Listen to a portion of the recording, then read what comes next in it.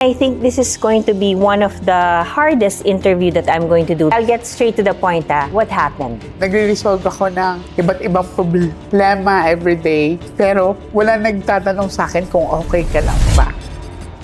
Usually, nag-start ako ng reading ng 11 a.m. Your day usually ends at what time? 4 a.m., minsan 5. Oh my God. Pinaka-worst. Yung isa lang yung naka-schedule, Mare, magbibit-bit sila.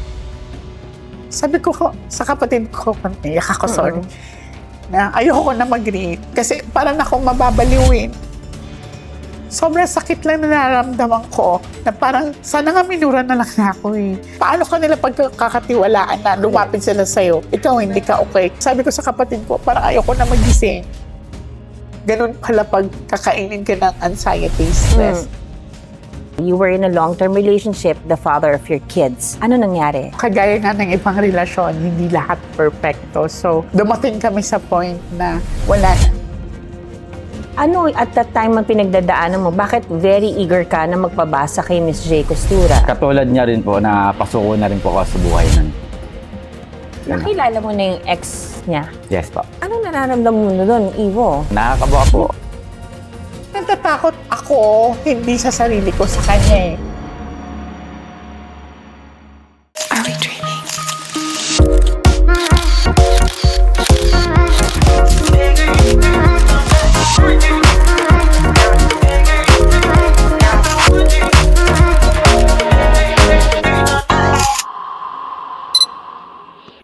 Hi guys! Welcome back to my YouTube channel. Before I introduce to you my guests, let me just give you a timeline. Kumari ko siya. She is known as the Nostradamus ng Asia. And I got a call from her. And dahil nga magkaibigan kami, magkumari kami, syempre, nagdadamayan kayo pag may pinagdadaanan ng isa sa buhay nila. And I think this is going to be one of the hardest interview that I'm going to do because I have something personal relationship with my kumare. So ngayong araw na ito, matutunghayan natin ang storya nila at ang side nila kung paano nagsimula ang kontrobersyang nangyayari sa kanilang dalawa. Ladies and gentlemen, Miss J. Costura, ang Nostradamus ng Asia, and of course, Ivo Martin. Mare.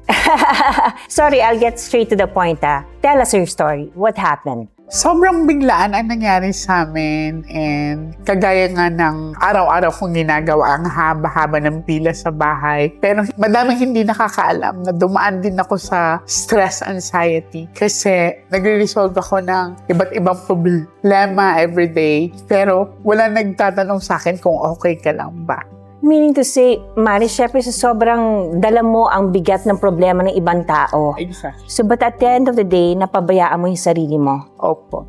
You were in a very long-term relationship, di ba? I'm sorry to ask this, but para lang mas maintindihan tayo ng tao, you were in a long-term relationship, the father of your kids. Ano nangyari? Magna 9 years kami. Pero kagaya nga ng ibang relasyon, hindi lahat perfecto. So, dumating kami sa point na naging cold kami sa isa't isa. Hindi ko naman masasabi na kasalanan niya, kasalanan ko. Both of us siguro nagkaroon talaga ng pagkukulang. Kasi kampante na siya sa araw-araw na nakikita ako na nagre-read ako. Pero ang pinakamahirap na part doon is that yung kamustahin ka.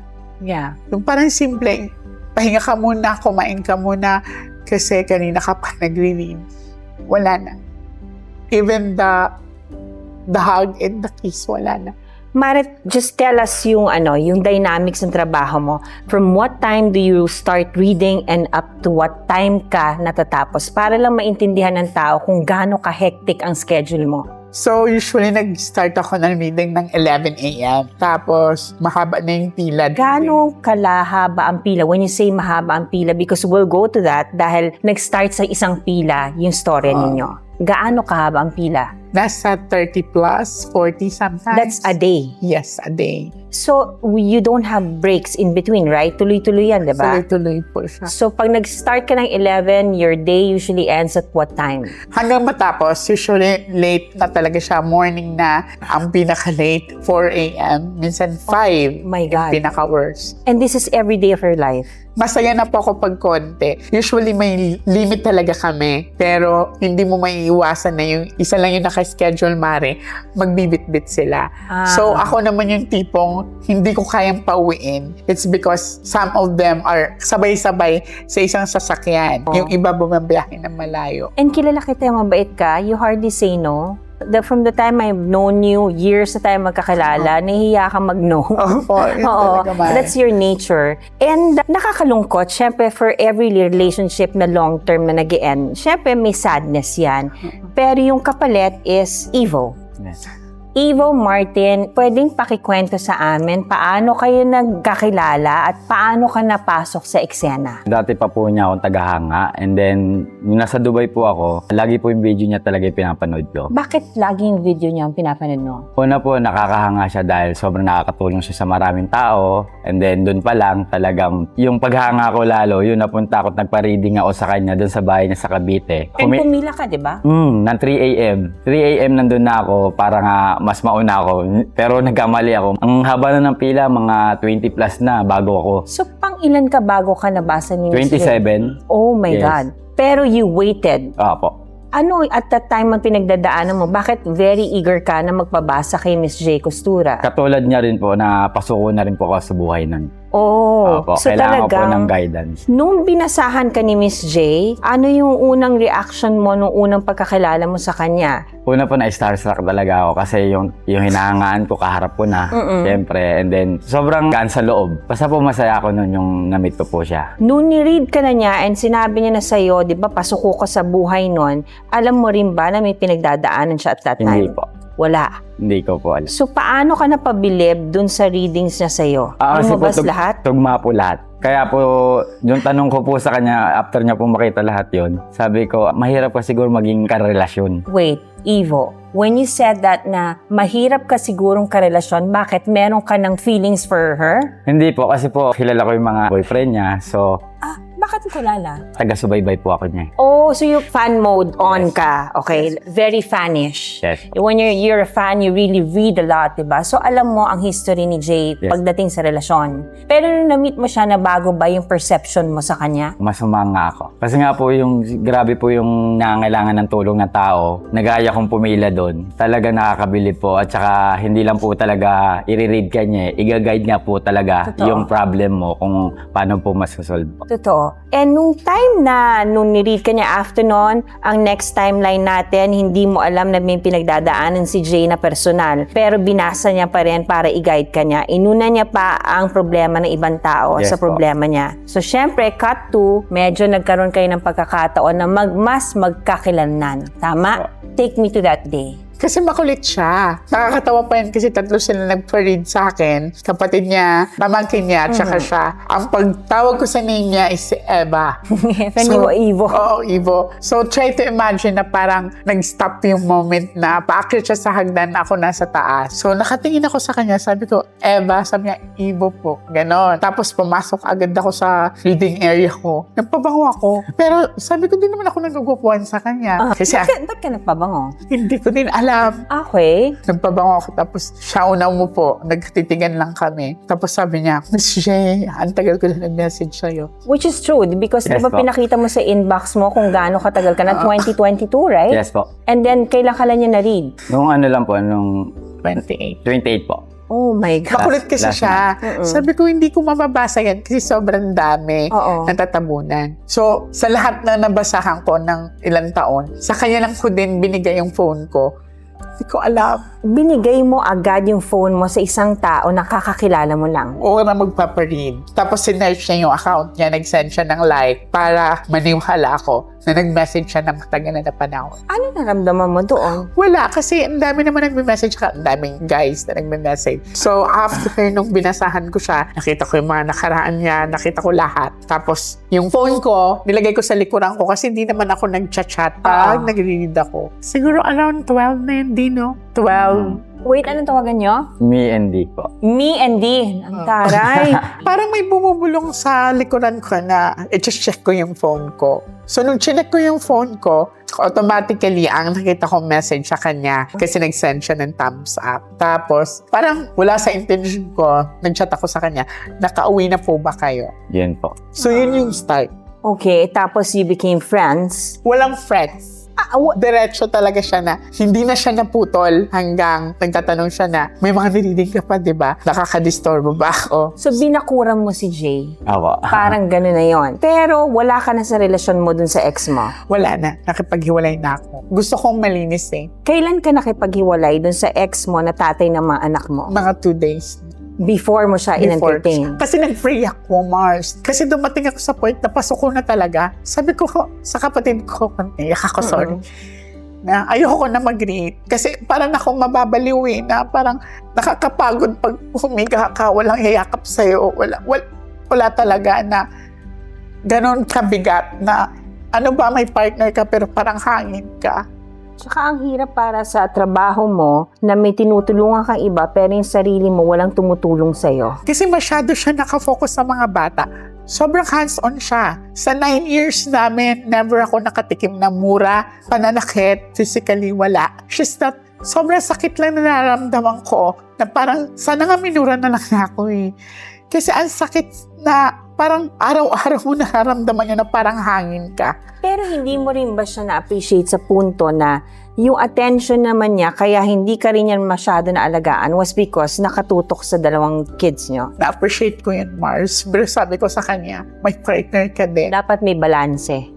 Kasi sabi ko sa kanya, kailangan ko energy mo para mas madami pa akong matulungan. Ganun ba yun, Mare? Pagka nagre-reading ka, you get your strength from your partner. Partner sa mga taong mahal mo kasi kailangan masaya ka eh. Kailangan hindi mag-reflect sa mga tinutulungan mo na hindi ka okay. Oh, I get it. Kasi paano ka nila pagkakatiwalaan na lumapit sila sa'yo, ikaw hindi ka okay. Kahit sobrang bigat na kailangan mag-focus ka. Mag-ingat ka sa pag-read mo kasi buhay nila yan. Ganun ako ka-focus. Kaya ganun ako naapektuhan na wala na siyang lambing.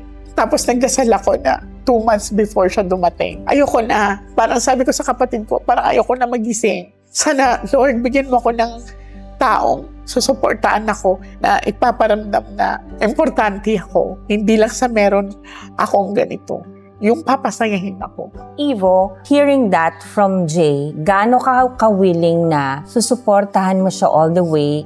Because alam mo naman yung pinasok mo na ang reading and being, considered as Nostradamus of the Asia is a very big pressure. Gaano ka kahanda na pasukin at pinasok ang buhay ni Jay Costura? Unang-una po, sabi ko nga po, tagahanga ako niya. And then, alam ko po na ang papasok sa buhay niya, alam mong basang-basa ka na niya.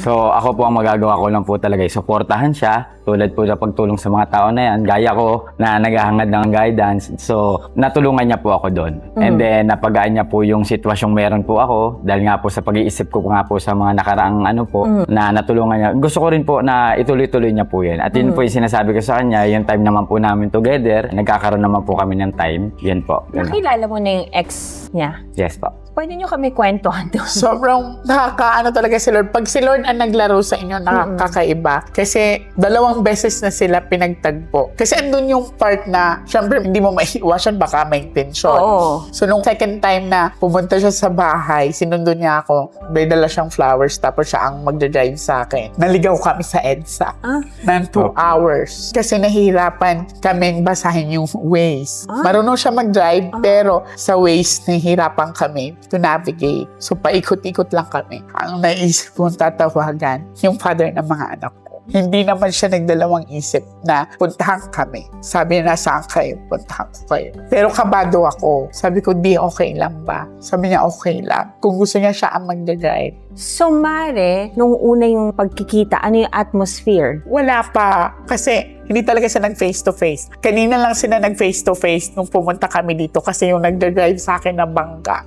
Oh my God, bakit parang ano nangyayari? Yun nga, nabangga. So, ang plano ko, mag-grab na lang kami ng assistant ko. Tapos kaming 3.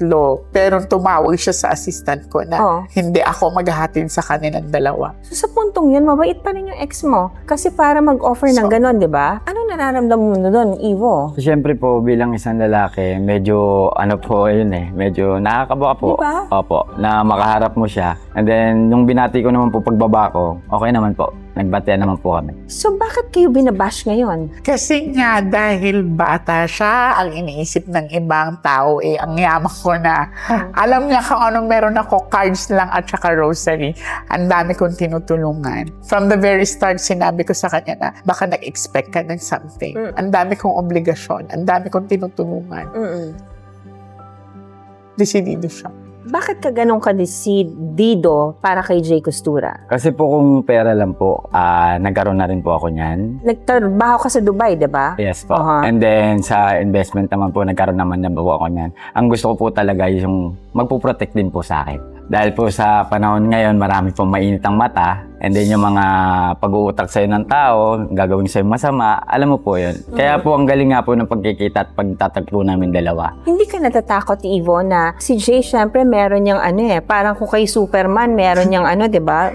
Night Apo. vision na nakikita niya yung gagawin mo. Apo. She would know if you're lying or not. Ready ka doon? Yes po. Kasi po wala naman akong balak na magsinungaling. Lahat po sinasabi ko sa kanya. And then kahit nga po yung grab ko po, pinapasa ko sa kanya. Oo, napasa niya. Yes po. Talaga? Lahat po, Habang update. hair. Update po ako sa kanya lahat. Tsaka walang dahilan para po magloko pa. Dahil mababasa niya nga po eh. Nababasa mo, di ba? Yes po. So, naniniwala ka na nagsasabi siya talaga ng totoo? Opo. Kasi naniniwala ko kasi deny din ako ng tatay niya eh. Ayun nga, kwento mo nga sa amin, ano ba yung story na nagpakita yung tatay niya sa dream mo na hindi mo alam na matagal na patay? So, yung first date namin sa group date, yun na, official na naging kami. And then, nanood kami ng sine. Tapos nakaganyan ako. Sabi ko sa kanya, di, asan yung papa mo? Kasi yung papa mo, andito sa tabi ko. May sinasabi siya sa akin, hindi ko maintindihan. Ganito itsura niya. Medyo may sugat sa paa. Tapos, manipis na buhok niya. So, nagulat siya. Sabi niya, Mi, paano mo nalaman yan? Wala na si Papa. Hindi mo siya kinukwento sa Hindi kanya? po. Wala akong kinikwento sa kanya. Kaya, mas lalo siyang nakakabilib ka. And then, anong sabi ng tatay niya sa'yo? Parang nagpasalamat nung dumating ako sa kanya. Ganun kasi may sinasabi, di ko mag-gets kasi nga malakas yung screen. Tapos nagsasorry. Nagsusorry sa kanya. So, sabi niya, kasi ang automatic niya pagkatapos ng movie, uwi na ako. Uwi na, oh. Pero he requested na, Mi, punta ka muna sa bahay. Gusto ko mag-farid ulit. Titignan natin kung ano sasabihin ni Papa. So actually, yun nga, na-resolve naman namin. So gusto lang ng Papa niya pasalamat. Kasi siya yung tipong nag-alaga sa tatay niya nung kasakit siya. Yes po. So parang sa akin na dumating ka sa anak ko. Kasi siya yung nag-alaga, parang Papa's boy. Naniniwala kayo, Mare, na binigay kayo ng Panginoon para sa isa't isa, para magtulungan sa panahon na kailangan mo mag-heal, kailangan niya mag-heal? Kasi ako naniniwala ako dun na may taong ipapadala sa iyo ang Panginoon kapag pareho kayong mahina. Sa tingin mo siya yun? Oo. Kasi dumating siya sa time na wala na talaga, ayoko na. Tapos yung pagpaparid niya sa akin, masasabi ko talagang act of God. Because? Kasi kung hindi siya dumating, wala na. Ayoko na talaga. Give up mo na? Give up ko na. Aha. Tapos kahit isipin ko yung mga kids ko, parang naging blanco na eh. Ganun pala pag kakainin ka ng anxiety, stress. Parang kahit gaano kakakapit kay Lord. Sabi ko nga, Lord, huwag mo akong pabayaan. Tulungan mo ko. Wala naman akong iba mapagsabihan eh. Wala akong iba makausap kasi Jay Costura ka eh. Nilalapitan ka ng ibang tao. So, eksakto yung pagdating niya. What are those signs that you knew from your heart na siya yung pinadala? Sabi ko sa kanya na kahit na tayo na wag ka mag-I love you sa akin. Ha? Bakit? Kasi sa akin, ang I love you na term is sagrado. You value that Oo, word yeah. so Kasi much. you can tell it to anyone eh. Exactly, yeah. Your friends, bago makakilala, parang I love you, mga ganyan. Pero pagka-relasyon ko na, kahit magkasama tayo sa isang bahay, kahit may naganap na sa atin, huwag ka magsabi ng I love you sa akin. Kasi para sa akin, pag hindi mo narinig sa akin na nagmumulayan, may time ka pang umatras. So, nagsabi ka na ba ng I love you sa kanya? Yes po. So, wala na tong atrasan? Wala na. Sabi ko, na-push ko pa nga siya eh. Sabi ko, di ba, sabi ko sa'yo, huwag ka mag-I love you sa akin. Kasi sagrado sa akin yan. Sabi niya, sigurado na ako sa nararamdaman ko. Nabasa mo rin ba yun sa cards mo na Nakita ko siya. At may nakapagbasa din sa akin na may darating pa sa akin. It was being recorded sa YouTube channel ko. Nung una ayoko maniwala kasi parang I'm too old to have a new relationship. Tapos I have kids na. Tapos di ko akalain na may darating pa pala. Evo, kasi we're talking about blended family here because she has kids. Are you willing to take over that responsibility na maging tatay din dun sa dalawang anak niya? Sure po. Tsaka po yung ex na po kasi, sinabi ko naman po sa kanya, respeto po ako dyan, sabi ko. And then, siya ang kinilala talagang tatay ng mga kids. So, walang problema kasi po, ang sabi ko naman po sa kanya, may bahay akong sarili, and then may bahay siyang sarili, at nandun nga yung kanyang family nung bago ko dumating, huwag mo akong problemahin. Kasi ako, makakasigurado ka sa akin, hindi kita lolokohin, at dun ako sa bahay ko. Okay na ako dun. So doon sa mga nagsasabi at pinagbibintangan siyang peperahan ka lang, ayan, nasagot na. Diba? Kasi natatakot ako hindi sa sarili ko sa kanya eh. Naibaba siya. Yeah, I can protect myself. Ayoko siya masaktan. Kasi mas masasaktan ako, ganun ako magmahal. As much as possible, proprotektahan ko siya. Especially sa mga negative energy. Pero sinabi niya na mismo nang galing na kay Evo na nandito siya para protektahan ka rin niya. Yeah. I think the dynamics of a true relationship is not just only one way. Na syempre, Mare, yung responsibilidad mo hindi lang naman ikaw o siya. Buong Pilipinas umaasa, ibang bansa pa umaasa sa'yo. Exactly. I think it's about time na ikaw din magparaya at hayaan mo naman na may mag-alaga sa'yo. And I think eto na yon dumating. Salamat. Yes So, wag po. mo isara yung pintuan na yon. 'Di ba? Yes po. Kasi masarap ang pakiramdam. At saka wala yun sa edad, Speaking for experience ako din, diba? Alam mo yan, hinulaan mo yan, diba? I mean, I'm 50 and who would have thought that, you know, at the age of 50, I'd meet my soulmate and destiny. And I think sabi ko nga kanina sa inyo, diba, yung kwento, parang ito yung year na parang may involvement ang destiny, yung si God na nag-orchestrate ng ipa-pair sa'yo kung sino yung para sa'yo, siya yung ita-tailor-made para sa inyo. Kayo din, diba? Nag-resonate yung story na yun sa inyo? Sobra po. Kasi maraming bugbog na rin nangyari sa buhay ko po eh. Kaya kumbaga parang siya po talaga yung ibinigay sa akin sa lahat-lahat po. Kumbaga parang nakakapagod magmahal. Sa totoo lang po.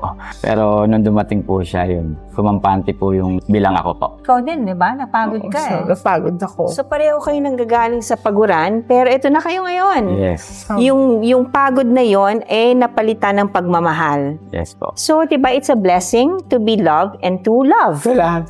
Di ba? Kasi sa akin, wala sa tagal yan eh. Oo naman. God is love. God is happiness. Pag hindi ka na masaya sa love na meron ka, that is not a work of God. Amen. I agree. Kaya, kumawala talaga ako kasi ang mangyayari, pag patuloy mong i-embrace yung hindi ka na masaya sa relationship, magkakasakitan lang kayo, magkakalokohan lang kayo. Oo. At saka mas-stress ka. Di ba? Ang dami namamatay sa stress, di ba? Yung mental health issues, di ba? Dahil lang nagsistay sa relationship just because of what the people are gonna say. I was telling them nga kanina, di ba? Sabi ko sa inyo, bakit kailangan yung intindihan ng mga sinasabi ng tao? Unang-una sa lahat, wala naman silang involvement sa buhay niyo. Wala naman silang partisipasyon. Hindi naman sila naging parte ng mga iniyak nyo gabi-gabi, sleepless night, at yung ikinasaya nyo. At una sa lahat, wala naman silang ambag sa kasiyahan nyo. So, bakit nyo kailangan intindihin, di ba? Kasi syempre, Mars, tao lang din tayo. Parang, okay lang sa akin na ako yung batuhin eh. Huwag na lang yung mga taong mahal ko. Huwag ka na lang magbasa. Sa akin Ready din po, wala namang pong problema eh. Oh, yun. Lagi na sinasabi na, walang problema sa akin. isipin yun. Opinion niya yun eh. Exactly, and they can judge you all you want, but you know, they can't buy your happiness. And I think the true essence of happiness in this world is finding someone who will take care of you, irregardless of your past, and he is your future. Exactly. Nakaputi ka, ikakasal ka na ba? Ewan ko dito. Ha? Parang kinakasal na kami. Oo. Ano? Senyalis ba to? Actually, may nag-read sa akin before na may magpapakasal sa akin. Tapos first time din, na parang, ano sinabi mo? Are you ready to have? Sabi ko, baka ako na yun. Oh my God. So, magpo-propose ka sa kanya? Malay po natin, maaga pa po, pero ang amin po ngayon, mas ina-enjoy po namin talaga at mas kinikilala po namin yung isa't isa. Ano ang message mo kay Jay? Nandito lang ako palagi. Tatandaan mo yan, nakasuporta ako sa'yo sa pagtulong mo at hindi ako magiging harang dyan. Tandaan mo yan. At lagi kitang intindihin sa lahat ng sitwasyon. Yes. Ikaw, anong message mo kay Evo? Kahit mahirap yung ginagawa ko, sobrang busy ko, magbibigay ako ng time sa'yo kasi ayoko yung ipagdadamot yung konting oras na pwede kong maibigay sa'yo. Ramdam ko po yun. Nakikita ko naman sa mga mata nyo, hindi ako reader pero I mean, it's evident naman to see in both of your eyes na nag-glow siya. At I think tunay na pagmamahal, di ba? It radiates in your aura. You would know that. Oo. Di ba, sinabi ko sa'yo kanina, ikaw ay nasa freshest moment mo ngayon, Mare. It's probably because sa tamang tao ka. Ganun yun, di ba? Pag nasa tamang tao ka, parang feeling mo yung youthness mo bumabalik, no? Yes, Di ba? definitely. So, ikaw ang Fresh Goes Better by Mentos. Di ba? Wala akong ibang hangad para sa inyong dalawa kasi kaibigan ka, Tamare. Of Thank course, you, I Mare. would always want to pray for the best for you. And sana wag mong kalimutan din yung sarili mong happiness. Salamat. Kasi naniniwala ako na hindi ka makakapagbigay ng tunay na kaligayahan sa ibang tao kung hindi mo rin binibigay yung happiness na yun para sa sarili mo. Learn how to love yourself. Yes. Di ba? And eto na yon, huwag mong harangan na may isang taong handang mag-alay ng kanyang oras, pagmamahal, at ang kanyang loyalty na hindi ka sasaktan. Yes. Mare, I'm happy for you. Salamat. Meron ka bang message sa mga followers mo, sa mga bashers mo? Well, sa mga Nostronatics worldwide, sa mga taong patuloy na sumusuporta sa akin, makakaasa kayong ipagpapatuloy ko yung ibinigay sa akin ni Lord para mas madami pa tayong matutulungan. Lalo na ngayon na masaya ako, mas malinaw, mas maganda, mas magaan ang biyaya sa ating lahat. Amen. Evo, ikaw, anong message mo sa mga supporters ni Jay? Baka gusto mo silang i-assure na huwag silang mag-alala kay Jay kasi alam mo, may mga fans talaga na fanatics talaga na talagang kaya lang naman nila nasasabi yan dahil gusto nilang proteksyonahan ang kanilang idol. So, anong ma-assure mo sa kanila? Gusto ko lang po sabihin sa inyo na maraming salamat po kay Miss Aiko tsaka po sa aking Miss.